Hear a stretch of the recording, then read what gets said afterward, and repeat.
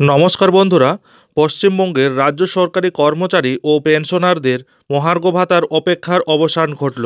রাজ্যের মাননীয় মুখ্যমন্ত্রী মমতা বন্দ্যোপাধ্যায় এবার দীর্ঘদিনের প্রতীক্ষিত ডিএ বা মহার্ঘ ভাতার বৃদ্ধির ঘোষণা করে দিলেন। হ্যাঁ বন্ধুরা, একদমই ঠিক শুনেছেন।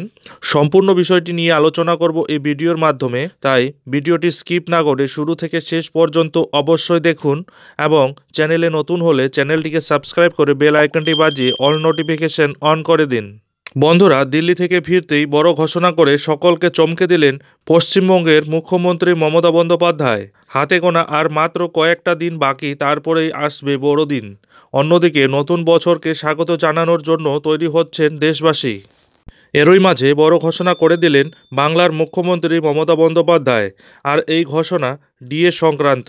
অবশেষে ডিএ বাড়ছে আজ বৃহস্পতিবার, এমনই ঘোষণা করে সকলকে চমকে দিলেন বাংলার মাননীয় মুখ্যমন্ত্রী।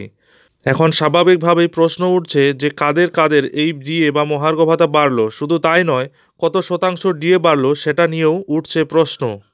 জানা গিয়েছে 2024 সালের 1 জানুয়ারি থেকে এক ধাক্কায় 4% ডিএ বা মহার্ঘ ভাতা বাড়ছে রাজ্যের সরকারি কর্মচারী থেকে শুরু করে শিক্ষক, অশিক্ষক, কর্মী ও পেনশনভোগীদের।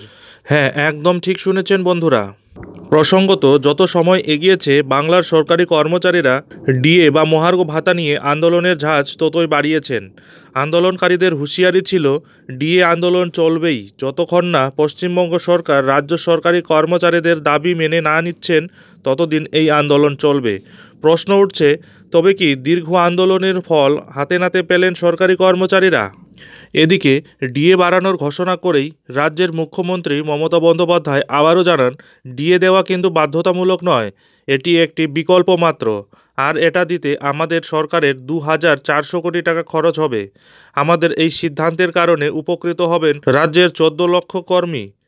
সরকারি কর্মচারীরা ভালো কাজ করেন, প্রচুর পরিশ্রম করেন, তাই এই ডিএ বাড়াচ্ছি।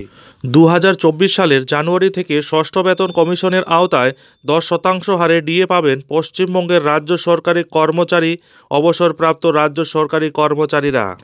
যাই হোক বন্ধুরা, এই ভিডিওটি এখন এখানেই শেষ করছি। ভিডিওটি ভালো লাগলে ভিডিওতে অতি অবশ্যই একটি লাইক দিয়ে বন্ধুদের মধ্যে শেয়ার করতে ভুলবেন না।